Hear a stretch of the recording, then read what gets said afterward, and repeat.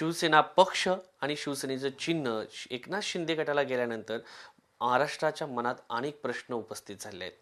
खरंच एकनाथ शिंदे यांना जे पक्ष चिन्ह आणि पक्ष देण्यात आलेला आहे हा कायद्याला धरून आहे का, असे अनेक प्रश्न तुमच्या आमच्या मनात निर्माण झाले आहेत. या सर्व प्रश्नांची उकल जाणून घेण्यासाठी माझ्यासोबत सुप्रीम कोर्टाचे advocate on record advocate Dilip Taurje आहेत. सर, तुमचं स्वागत आहे साम टी व्हीमध्ये. हे सगळं काही घडलेलं आहे आणि त्याच्यामध्ये सगळ्यात महत्त्वाचे जे मुद्दे फ्रेम म्हणून घेण्यात आले होते ही केस धरताना, ते मुद्दे नक्की कोणते होते आणि त्याच्यामध्ये इलेक्शन कमिशनने प्रत्येक मुद्द्यावरती कोणता डिसिजन घेतलाय? यामध्ये 3 मुद्दे फ्रेम करण्यात आलेले होते की पार्टीमध्ये स्प्लिट झाला आहे का, आणि सेकंडमध्ये मेजॉरिटी कोणाची आहे, आणि थर्ड म्हणजे सिम्बॉल, आणि हे म्हणजे कोणाला मिळायला पाहिजे पक्ष जर असं असेल तर. अशा प्रकारचे मुद्दे याच्यामध्ये फ्रेम करण्यात आलेले होते. तर ह्या मुद्द्यावर इलेक्शन कमिशनची ऑर्डर तुम्ही बघितली असेल, एक्झॉस्टिव्ह ऑर्डर आहे, आणि ह्या ऑर्डरमध्ये इलेक्शन कमिशन प्रत्येक पैलूवर त्यांनी गेलेलं आहे आणि प्रत्येक पैलूवर जाऊन त्यांनी ऑब्झर्वेशन्स दिलेले आहेत, निष्कर्ष काढलेले आहेत, आणि फायनली त्यांनी जो काही मेजॉरिटीचा जो काही प्रिन्सिपल आहे, जे सादिक अलीमध्ये लेट डाऊन केलेलं आहे, त्या प्रिन्सिपलच्या बेसिसवर त्यांनी हे चिन्ह आणि पक्ष जे आहे ते एकनाथजी शिंदे यांना त्यांनी अलॉट केलेलं आहे. तर पहिल्या मुद्द्यामध्ये काय झालं, म्हणजे एकनाथ शिंदेचं पारडं जड भरलं, दुसऱ्या मुद्द्यामध्ये काय झालं, असं एक प्रत्येक मुद्द्यानुसार एकदा मला सांगा. हां, आपण काय करूया की सुरुवातीपासून जाऊया, म्हणजे कशा पद्धतीनं की जेव्हा हे ॲप्लिकेशन्स इलेक्शन कमिशन समोर आले तेव्हा दोन्हीही पार्टीजनं क्लेम केला की हे चिन्ह आणि पक्ष आमचं आहे. त्यानंतर तुम्हाला माहिती असेल की पार्टी सिम्बॉल फ्रीज झाला, जे आपण पाठीमागे डिस्कस केलं होतं, आणि फ्रीज झाल्यानंतर परत त्याची प्रोसिडिंग सुरू झाली. हेही तुम्हाला माहिती असेल की in the mean time supreme कोर्टमध्ये एक लिटिगेशन डिस्क्वालिफिकेशन पिटिशनच्या बाबतीत चालू होतं, आणि ते चालू असताना एक इकडे अर्ज करण्यात आला की ते चालू असताना आपण इलेक्शन कमिशननं पुढची कारवाई थांबवावी आणि सुप्रीम कोर्टचा निकाल लागल्यानंतर इथे नंतर आपण पुढे जावं. त्या अनुषंगाने सुप्रीम कोर्टनं ते मान्य करायला नकार दिला आणि इलेक्शन कमिशनला पुढं जाण्यास सांगितलं. सुप्रीम कोर्टच्या ऑर्डरच्या नंतर इलेक्शन कमिशननं याचं हिअरिंग सुरू केलं आणि दोन्ही गटाने वेगवेगळे तिथे ॲफिडेव्हिट्स वगैरे, लाखो ॲफिडेव्हिट्स कार्यकर्त्याचे असे क्लेम केले की आम्हाला त्यांचा सपोर्ट आहे. याच्यामध्ये 3 गोष्टी महत्त्वाच्या आहेत. फर्स्ट म्हणजे लोकल जे काही तुमचे ऑफिस बेअरर्स म्हणतो आपण, त्यांचा ॲफिडेव्हिट्स, त्यांचा सपोर्ट. दुसरं जे आहे ते तुमचं पक्षीय संघटनात्मक जो काही आहे तो सपोर्ट. आणि तिसरं जे आहे ते की इलेक्टेड रिप्रेझेंटेटिव्ह म्हणजे legislative party, MP, MLAs etcetera, त्यांचा सपोर्ट. असे याचे 3 भाग आहेत. या 3 भागाला अनुषंगून दोन्ही पार्टीजनी आपापले डॉक्युमेंट्स वगैरे तिथे फाईल केलेले होते. हे सगळं बघत असताना इलेक्शन कमिशननं हे मुद्दे स्टेप बाय स्टेप त्यांनी डिसाईड केले. इलेक्शन कमिशनचं म्हणणं असं आलं की so far as this lakhs of affidavits are concern, म्हणजे लाखो ॲफिडेव्हिट जे फाईल झालेले आहेत, त्याच्या आम्ही निटिग्रिटीमध्ये, त्याच्या आम्ही करेक्टनेसमध्ये जाऊ शकत नाही, कारण त्याच्या करेक्टनेसमध्ये जाऊन आम्ही कुठल्याही कन्क्लुजनला येऊ शकत नाहीत, आणि लार्ज नंबर ऑफ रेफरंडम घेणं आमचं काम नाही आहे. आणि त्यामुळं सादिक अलीच्या जजमेंटनुसार आम्ही पुढच्या टेस्ट आम्ही बघतो. मग ह्या टेस्ट ऑफ मेजॉरिटी आहेत की number 1, the test which is based on the party organisation. मग ह्या पार्टी ऑर्गनायझेशनच्या बाबतीमध्ये इलेक्शन कमिशननं हा मुद्दा त्यांच्यासमोर घेतला, आणि पार्टी ऑर्गनायझेशनच्या बाबतीमध्ये इलेक्शन कमिशननं असं म्हटलं की 1999ला जे काही कॉन्स्टिट्यूशनमध्ये बदल करण्यात आले होते, तेव्हा माननीय बाळासाहेब ठाकरे असताना, की त्यावेळेस ते जे पद होतं त्यांचं, ज्याला कुठलाही कालावधी नव्हता, ते पद इलेक्शन कमिशननं त्यांना रिमूव्ह करायला सांगितलं होतं, आणि ते त्यांनी केलं होतं. 1999च्या अमेंडमेंटनंतर 2018ला जी अमेंडमेंट झाली, तर 2018च्या अमेंडमेंटचा जो काही तंतोतंत जेवढी माहिती इमिडिएटली इलेक्शन कमिशनला द्यायला हवी होती ती दिलेली नव्हती.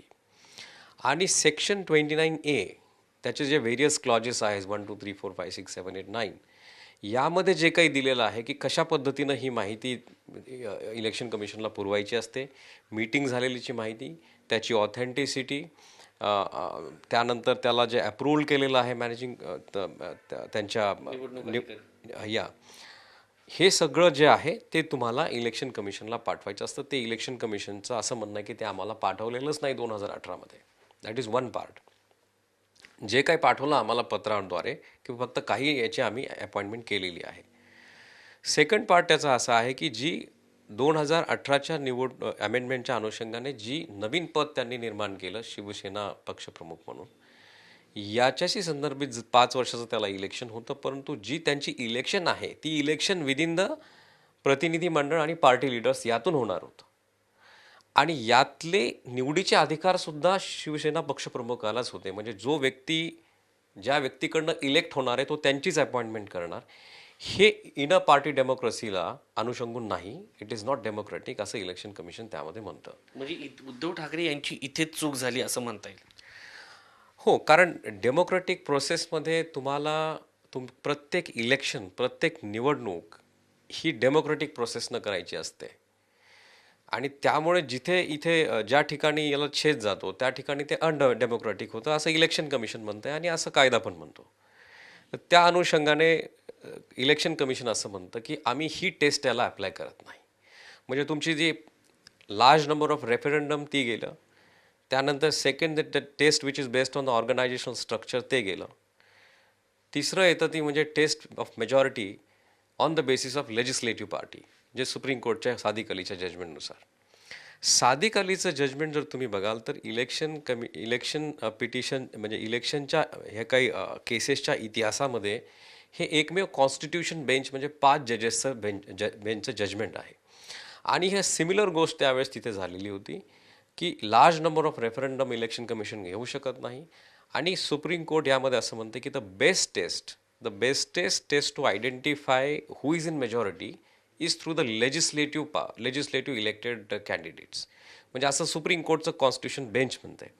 आणि ह्या मार्गदर्शक तत्वानुसार इलेक्शन कमिशननी हेच तत्त्व ह्या केसमध्ये अप्लाय केले आणि ज्यांच्याकडे इलेक्टेड रिप्रेझेंटेटिव्ह जास्त आहेत त्याच्या वोटचं कॅल्क्युलेशन करून त्यांनी हे जे चिन्ह आणि हे जे सिम्बॉल आणि नाव आहे ते शिंदे यांच्या बाजूने दिलेलं आहे.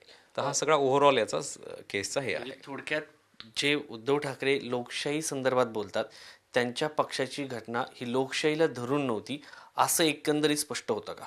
इलेक्शन कमिशनच्या ऑर्डरमध्ये क्लिअरली असं म्हटलेलं आहे की 2018ची अमेंडमेंट ती धरून नव्हती. 2018ची अमेंडमेंट आम्हाला कळवण्यातच आली नाही आणि त्यांच्या इवन पदाबाबतीत ही इलेक्शन कमिशन क्लिअरली असं मत नोंदवत आहे. उद्धव ठाकरे कालच्या एका पत्रकार परिषदेमध्ये असं म्हटलेले आहे की आम्हाला एवढ्या मोठ्या प्रमाणात प्रतिज्ञापत्र सादर का करायला लावले, तुम्हाला जर तेच गृहीत धरायचं होतं तर? हे बघा, इलेक्शन कमिशन हे आर्टिकल 324 कॉन्स्टिट्यूशननुसार चालतं. जसं सुप्रीम कोर्ट आहे, जसं हायकोर्ट आहे, जसं प्रेसिडेंट व्हाईस प्रेसिडेंट ह्या ज्या कॉन्स्टिट्यूशनल अथॉरिटी आहे तसं इलेक्शन कमिशन आहे. आणि इलेक्शन कमिशनसमोर प्युरिटी ऑफ इलेक्शन हा सगळ्यात महत्त्वाचा मुद्दा असतो. या संदर्भात जर कोणी एखादं ॲप्लिकेशन केलं, समजा तुम्हीही एखादं ॲप्लिकेशन कोणाच्या विरोधात केलं, तर इलेक्शन कमिशन अदर साईडला नोटीस पाठवेल आणि त्यांना सांगेल की तुमच्या सपोर्टमध्ये तुम्हाला जे काय बोलायचं ते तुम्ही बोला. इलेक्शन कमिशन असं म्हणणार नाही की हे एवढंच द्या आणि एवढंच देऊ नका. तुमच्या सपोर्टमध्ये तुम्हाला जे काय द्यायचं ते द्या. आणि या अनुषंगाने प्रत्येक पार्टीला असं वाटतं की आपल्याकडे जेवढा एव्हिडन्स आहे तेवढा एव्हिडन्स आपण दाखल केला पाहिजे आणि अशा पार्टीज करतात आपला एव्हिडन्स दाखल.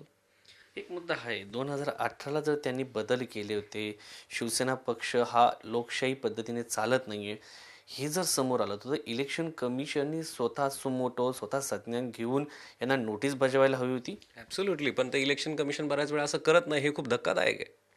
हे खूप धक्कादायक आहे. अशा कितीतरी पॉलिटिकल पार्टीज जेवढ्या रजिस्टर झालेल्या आहेत इंडियामध्ये, तर तुम्ही प्रत्येक पॉलिटिकल पार्टीच्या इनर सिस्टममध्ये जर तुम्ही बघितलं जे कशा पद्धतीने इलेक्शन्स होतात, काय होतात, हे खूप अगदी सगळ्यासाठी गुपित आहे. कोणाला काहीच माहीत नाही की काय होतं आहे.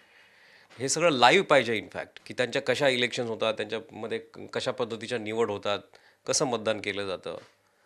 म्हणजे आजही आपल्या इंडियामध्ये असा हा सिस्टम आहे की पॉलिटिकल पार्टी म्हणजे ही स्वतःची प्रॉपर्टी आहे आणि ते जनरेशन बाय जनरेशन ते समोरच्या व्यक्तीला ते जातं. पण इनफॅक्ट तुम्ही जर रिप्रेझेंटेशन ऑफ पीपल ॲक्ट जर बघितला तर त्यामध्ये हे कम्प्लीट त्याच्या विरोधात आहे. कारण याला डेमोक्रेटिक प्रोसेस म्हणताच येत नाही. एक मुद्दा हा देखील आहे, म्हणजे निवडणूक आयोगाबद्दल प्रश्नचिन्ह उपस्थित झाले, त्यांच्या अपॉइंटमेंटबद्दल झाले आहेत. ॲज अ लॉचा अभ्यासक म्हणून, कायदेतज्ञ म्हणून तुम्ही अनेक इलेक्शन कमिशनच्या केस देखील पाहिल्या आहेत. तुम्हाला काय वाटतं की भारताच्या निवडणूक आयोगामध्ये काही बदल करणं गरजेचं आहे, त्याच्यामध्ये पारदर्शकता येणं गरजेचं आहे? कारण लोकशाही प्रधान देशामध्ये एवढी मोठी अपारदर्शकता योग्य वाटत नाही. 100% मी तुमच्याशी सहमत आहे. इलेक्शन कमिशनची अपॉइंटमेंट ही जशी सुप्रीम कोर्टच्या जजेसची अपॉइंटमेंट होते कॉलेजियम सिस्टमसारखी, कॉलेजियम त्यांना अपॉइंट करतं सिनियर मोस्ट जजेसला. त्याच पद्धतीनं इलेक्शन कमिशनचे जे काही रिटायर होणारे जे लोक आहेत त्यांनी स्वतः बसवून पुढचे इलेक्शन कमिशन सिनियरिटी बेस्ड हे निवडायला पाहिजेत. सिनियरिटी बेस्ड म्हणजे जे काही बेस्ट ऑफिसर्स अवेलेबल असतील त्यामध्ये, आणि ह्या पद्धतीनं निवड झाली तर मला वाटतं की त्यामध्ये म्हणजे चांगलं होईल. ह्या इलेक्शन कमिशनसाठी खूप चांगलं होईल जर तसं जर झालं तर. ज्या पद्धतीने ठाकरे गट असं सांगत होता की सर्वोच्च न्यायालयाच्या निर्णयाचा परिणाम निवडणूक आयोगाच्या डिसिजनवरती होऊ शकतो. इलेक्शन कमिशनचा रिझल्ट अगोदर लागलाय. आता निवडणूक आयोगाच्या निकालाचा परिणाम सर्वोच्च न्यायालयाच्या केसवरती काही होऊ शकतो का? त्याचे दाखले काय दिले जाऊ शकतात? हे फर्स्ट टाईम अशा पद्धतीची केस, म्हणजे खूप युनिक आणि खूप कॉम्प्लेक्स ह्या केसचे फॅक्ट्स आहेत हे आपल्याला मान्य करायला पाहिजे. कम्प्लीट हॉचपॉच आपण ज्याला म्हणतो की प्रत्येक फॅक्ट दुसऱ्यामध्ये मिसळलेला आहे, दुसरा तिसऱ्यामध्ये मिसळलेला आहे, तर तुम्ही त्याला एक बाहेर काढू शकत नाही एका फॅक्टला दुसऱ्या फॅक्टपासून. तशीच ही पण केस आहे. म्हणजे तुम्ही वे बॅक जून 2022मध्ये गेलात, तिथून जर तुम्ही सगळं हे बघितलं ह्या केसचं की कशा पद्धतीनं resolution, appointment, disqualification by group, then supreme court, then supreme कोर्टनी स्टे रिजेक्ट केला, देन गव्हर्नरनी ट्रस्ट वोट, आणि ट्रस्ट वोट झालं पण परत एक रिट पिटिशन सुप्रीम कोर्टमध्ये फाईल झाली, आणि आता सध्या 5 ते 6 पिटिशन, परत सगळ्या 40 आमदाराचं डिस्क्वालिफिकेशन एका साईडनी, दुसऱ्या साईडनी 16 आमदाराचं डिस्क्वालिफिकेशन वगैरे वगैरे. आजच्या घडीला जे काही इलेक्शन कमिशन ऑर्डर पास केलेली आहे याचा इम्पॅक्ट तर निश्चित होणार, पण तो कशा पद्धतीनं होऊ शकतो आणि सुप्रीम कोर्ट याला कशा पद्धतीनं घेऊ शकतो. कदाचित असंही होऊ शकतं की अदर साईड किंवा रिस्पॉन्डंटची साईड किंवा शिंदेची साईड असंही म्हणू शकते की आता आम्ही आमच्याकडे पक्ष आणि चिन्ह असल्यामुळं जे काही डिस्क्वालिफिकेशनच्या केसेस आहेत त्या इन्फ्रक्चर्स झाल्यात आमच्या केसमध्ये, असंही ते म्हणू शकतं. पण यावर सुप्रीम कोर्ट कशा पद्धतीनं डील करत आहे, कारण की त्यांच्यासमोर सुद्धा हा पहिल्यांदाच प्रश्न येतो आहे.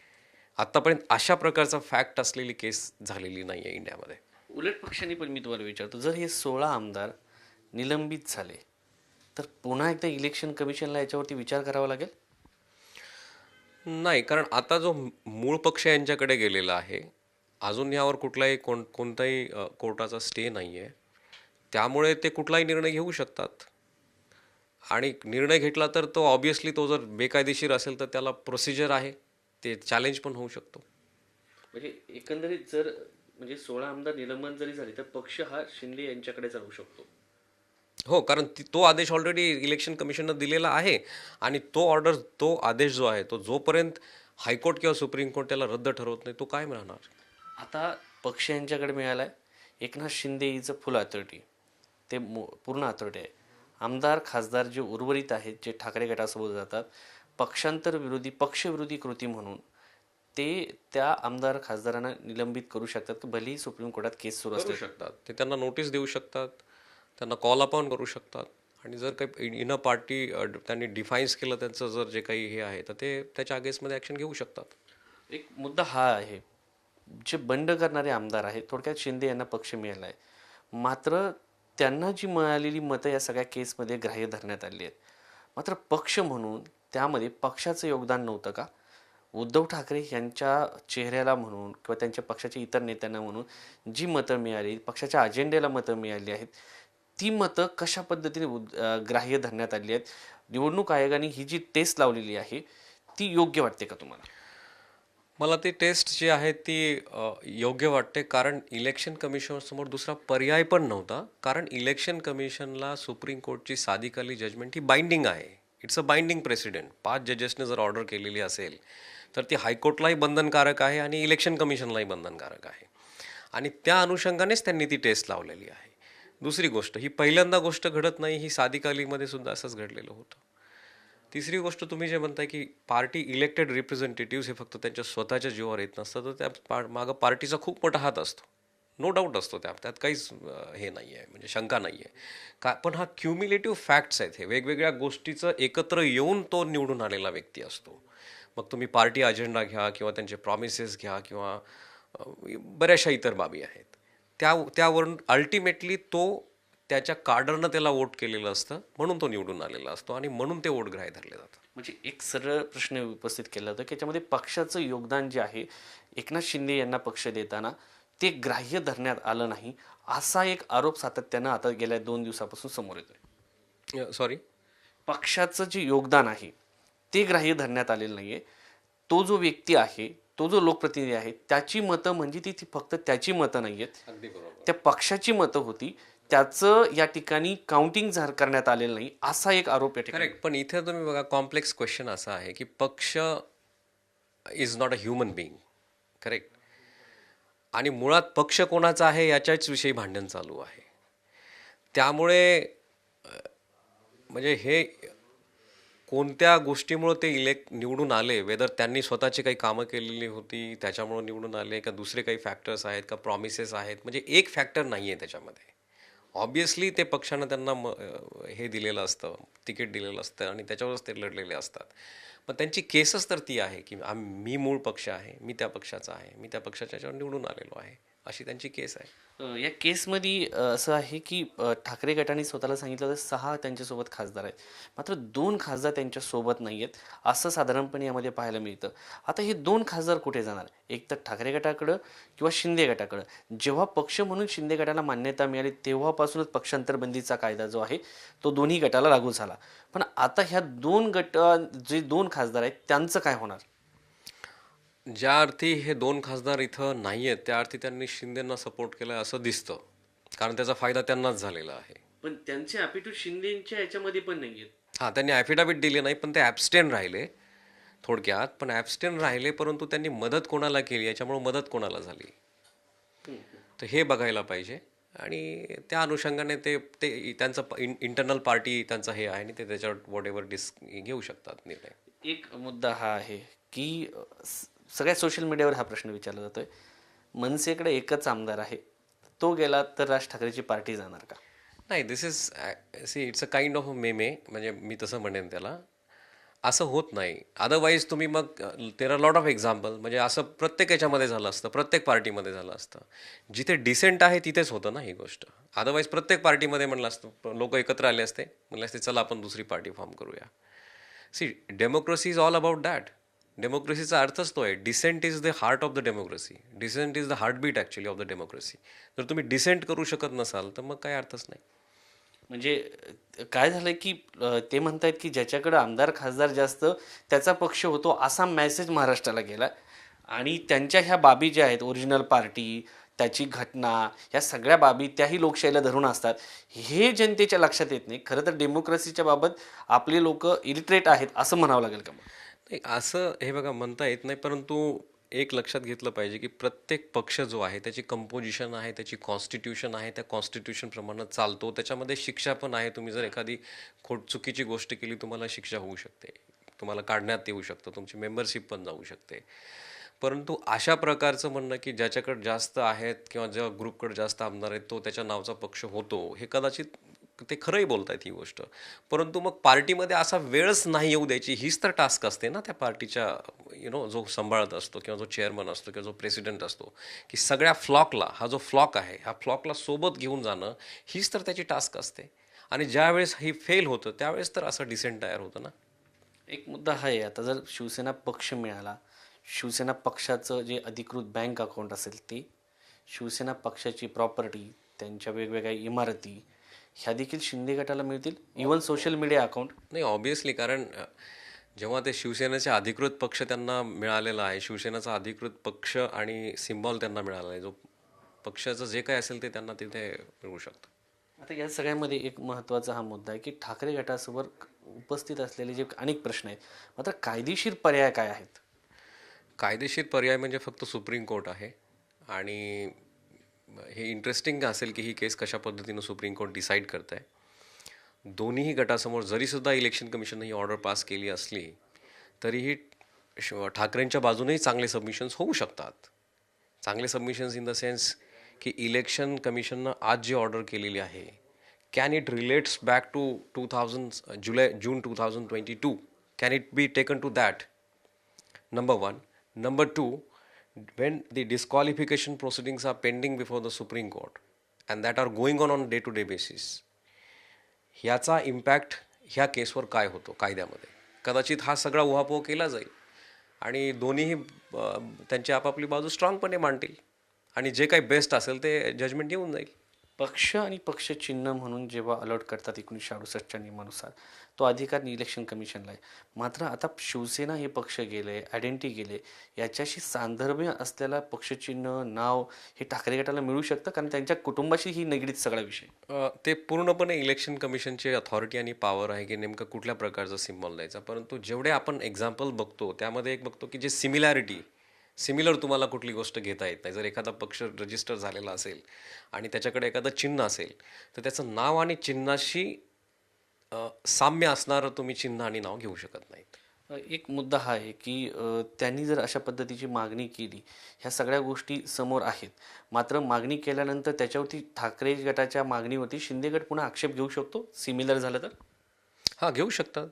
म्हणजे कुठलाही व्यक्ती, जसं की मशालच्या बाबतीमध्ये एक जणांनी ऑब्जेक्शन घेतलेलं आहे, तर तसं घेऊ शकतात ते ऑब्जेक्शन. जर त्याच्याशी इट्स लाईक अ पेटंट तुम्ही बघत असाल की तुम्ही एखादा सिम्बॉल पेटंट केला आहे, दुसरं कोणी तुमच्यासारखंच केलं आहे, तर तुम्ही ऑब्जेक्शन घेता. आता हा मुद्दा आहे की ही पूर्ण केस आहे. या केसमध्ये सगळ्यात महत्त्वाच्या अनेक केसेसचा दाखला देण्यात आला. मात्र खरी की केस कोणती ठरली, जी सातत्याने सांगितली जाते, सादिक अली असो, समाजवादी पार्टी असो, बाकी जनता दल युनायटेडचे पण दाखले सगळ्या याच्यामध्ये देण्यात आले होते. तुमच्या मते कोणती महत्त्वाची केस ठरली? Sadiq Ali is the final judgment. कारण रिझन असं आहे की ती 5 जजेसची केस आहे आणि जेवढे काही बाकीचे जे काही पुरावे जजमेंट्स देण्यात आलेले आहेत ते एक तर काही हायकोर्टचे आहेत किंवा काही इलेक्शन कमिशन स्वतःचेच आहेत, त्यांचे जुने निवाडे. एक शेवटचा आणि अत्यंत महत्त्वाचा प्रश्न, तो म्हणजे पक्ष हा वारसा हक्काने चालतो का?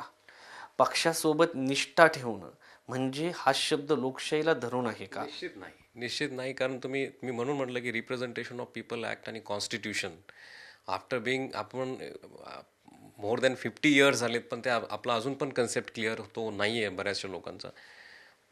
इनर पार्टी डेमोक्रेसी, कॉन्स्टिट्यूशन, हे जर तुम्ही रिप्रेझेंटेशन ऑफ पीपल ॲक्ट जर हे बघितलं तर हे हे म्हणजे हे नाहीच आहे त्याच्यामध्ये. हे चुकीचं आहे हे की सपोज एका व्यक्तीकडे पक्ष आहे म्हणजे तो पक्ष त्याच्याच मुलाकडे असं नाही.